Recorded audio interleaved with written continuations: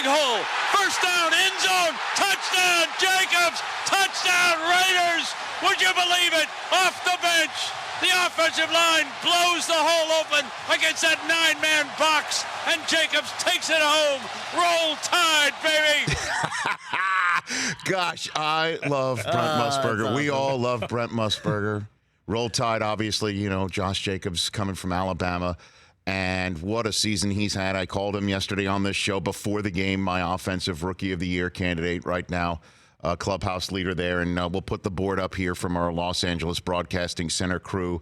Last night, Cleveland Farrell, Max Crosby, 3 combined sacks, 2.5 from the kid Farrell. Clearly his best game as a pro. Hunter Renfrow, 3 catches, 3 of his 4 catches resulted in a first down. This kid, Alec Ingold from Wisconsin, undrafted rookie free agent, his first career touchdown. And again, Jacobs is 4th in the NFL in rushing. That is part of the rookie class that was drafted by my guy, Mike Mayock. And I do believe, before we get to Mike, Del Tufo, we have exclusive Rich Eisen show sound of him celebrating last night's victory, correct? M-A-S, a T-E-R, a G with a double E. I said I go by the unforgettable name of the man they call a Master G. Well, my name is known all He's over my the guy. world. Let's get him right here on the Rich Eisen Show, the general manager of the Oakland Raiders. He is Mike Mayock. How are you, Mike? Awesome, Rich. We really had to go there, huh? Come on, Mike. You knew it was coming. Oh, man. You know what? These are good. Look, yes, we did have to go there, quite frankly. We did. How does this, obviously, look, marathon, not sprint. Anything can happen. It's a crazy, crazy league. That said, as you feel right now, 5-4 after that last night, that win in the black hole where everybody's going crazy in Oakland, your feelings are what right now, Mike? On the positive side, Rich, I think we've got a group of kids that compete, and that's the most important thing to me as we're trying to build a foundation. But we're 5-4. We're not a great football team by any stretch. We've got a long way to go, and I think the important thing is we got to. And I learned this years and years ago. It's every day if you get a little bit better, just every single day a tiny bit better, and keep that your focus, it's a powerful force multiplier over a season. And that's what I hope. I'm not worried about playoffs. I'm not worried about records. I'm worried about this young team keeping their focus and just trying to get a tiny bit better every single day. That kid Jacobs is special, Mike. When did you first see how special he could be? Well, I've told this story often, but real quickly, I mean, when I took the job, it was plus or minus January 1st last year.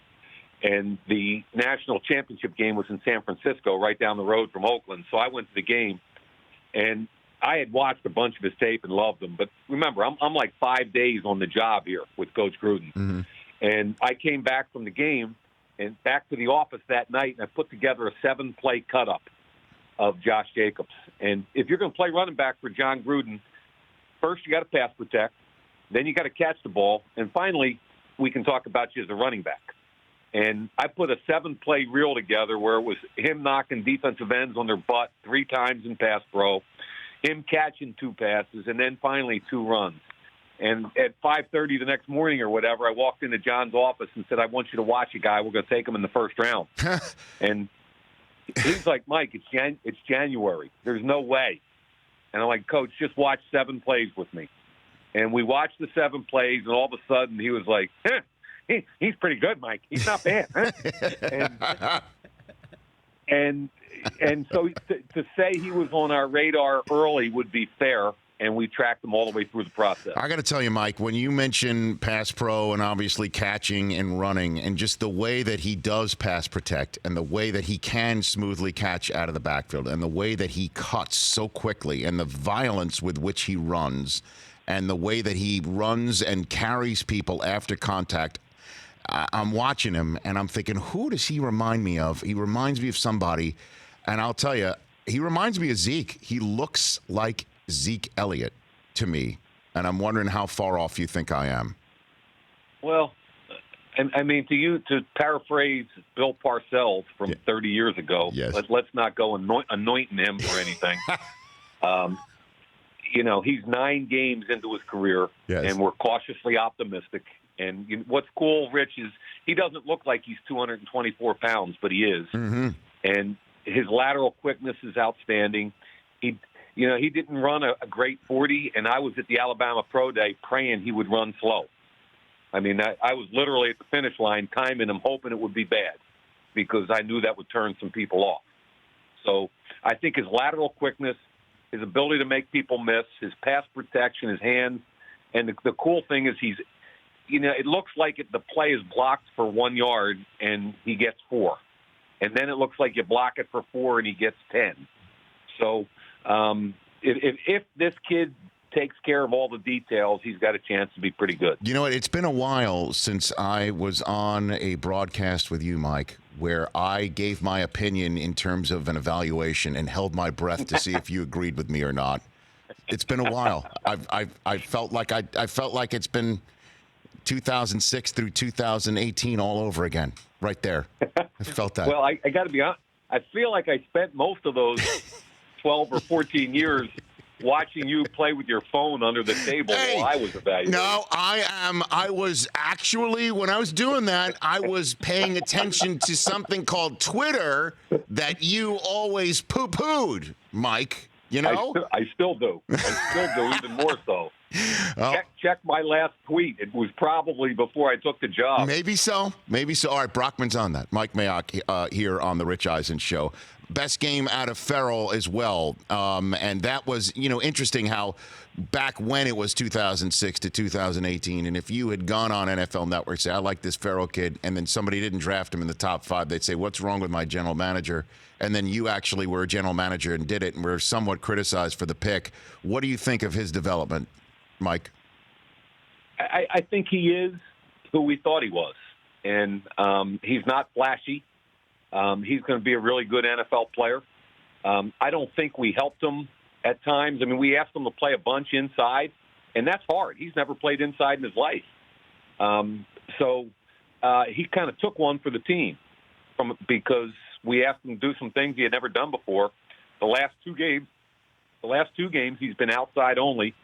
I thought the second half of the Detroit game a week ago, he started to come on against a pretty good tackle. And then last night, he flashed some of what I think we hope to see more of. And he's stout against the run, and he's a power rusher that's got just enough slip to be a good pass rusher also.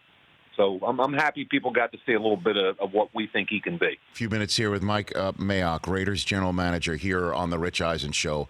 What have you learned about being a GM through your first several months on the job that you didn't know or you thought you needed to learn going in, Mike? It's 24/7, 12 months a year. You're on call every minute of every day. There's really never downtime where you just kind of get to take a step back and go, wow, I want to go put my feet in the sand and drink a beer because there's always something going on. But it's also, for me, Rich, what it was all about was the 3.5 hours every Sunday or Thursday night, whatever. That's what it's all about. And it was, 30? I texted my 6 younger brothers and sisters in the locker room right before the kick, week 1 against Denver. Mm-hmm. I texted my 6 brothers and sisters and said, wow, it's been 35 years between NFL games for me, and I can't believe how I'm feeling right now. Well, I mean, the previous times you played, how do you handle the not being able to control what's going on the field? How do you handle that? I try to be stoic up in my box, but I'm not real. It's an emotional roller coaster, and it's been everything I had hoped and more, Rich. I bet so. How much Hard Knocks did you leave on the cutting room floor, Mike Mayock? I sensed it was you with a pair of scissors this past summer, just slicing it up and leaving it on the cutting room floor with a chainsaw, not scissors. How much? What'd you do there? I don't think they love me. They do in NFL films, Mike. You go way back with everybody in that building. Come on now. Yeah, I may have ruptured a relationship or two. I'm not sure, but I'm a rookie GM. I don't know what I'm doing. having Hard Knocks there was hard. And, I was trying to protect my head coach. I was trying to protect our team, and I thought that was my job. So. And were you hiding Jacobs from that too? Because we didn't see him at all. I mean, he wasn't on that summer at all, Mike. One of the reasons I love this kid is he came to me on the first day of training camp, and he said, Hard Knocks asked me to do this, and somebody else asked me to do that. And he said, do I have to? I said, no, Josh, you don't. And as a matter of fact, if you don't want to do it, tell me right now, and we'll take care of that. And he said, I just want to focus on football. I don't want any other distractions. And now in hindsight, how good does that look about the maturity of this 21-year-old man? His story is amazing. I mean, his story is absolutely amazing. And Waller, where did he fit into all of this, Mike, and what he's become? And obviously, you've signed him long term now. His story. Now, I'm glad that got through the Hard Knocks goalie. That blew me away. Just seeing, I had no idea about his journey and how he's wound up a crucial member of your offense, not just for this year, but from Vegas in years to come, Mike. I thought the Hard Knocks crew, the NFL Films people, did a great job detailing that. And I went to Darren to make sure it was okay with him. Mm-hmm. And to show you his maturity and where he is in his sobriety, he said, Mike, I want to tell my story, and I want to help people to the extent I can now with my platform. And he's an extremely mature, intelligent, and serious young man who wants to help other people. And I think we get so fired up about wins and losses in the NFL and the penalties and the officiating, and we kind of forget about some of these special young men. And he's one of them, Rich. He wants to give back. I'm so excited for this kid, both personally and professionally, I can't tell you. And then just a couple more guys I want to hit with you. Derek Carr, Mike, obviously. You mentioned it's what it takes to be a running back in Gruden's system. I can only imagine what it takes to be a quarterback with John Gruden, and how that is meshed and how it might mesh beyond this year. So much evaluation of him by a lot of fans and folks in positions like mine about how their relationship is. I love the fact that Derek has bought in to what John is preaching. And I think there are a lot of quarterbacks, Rich, that could look at our offense right now and say, I want to throw the ball more. And we've got a big offensive line. We're running the football. We're getting the ball out quickly in the pass game. Derek's getting protected. He's one of the most accurate quarterbacks in the league when you protect him. And to his credit, he's bought into the whole thing. He's become a leader of this team, and he believes in what John's doing. He believes what we're doing. He believes in the run game. I give him a lot of credit. He's spreading the ball around. People are trying to take Waller away from us now, and you start to see the emergence of, say, Hunter Renfrow. So Derek has done a great job of buying into the program and being accurate. And, last night we had a 2-minute drive to win a football game, and that's where your quarterback has to step up, and he did. A couple more questions for you, too, Mike. We go way back, and you know how I approach my job. I do want to ask you about Antonio Brown, whose name is in the news here, saying he wants another shot. He wants to be back in the league, and then he doesn't. And he has been very active on social media over the last 24, 48 hours. What do you think should happen with Antonio Brown, Mike? Rich, he's not my concern anymore. Okay, and I will leave it at that then. And now, no, I hear you. I just felt the need I had to ask you right there. Then the last thing from you here, this coming weekend, let's put you back a little bit in the role that I've enjoyed being with you for so long.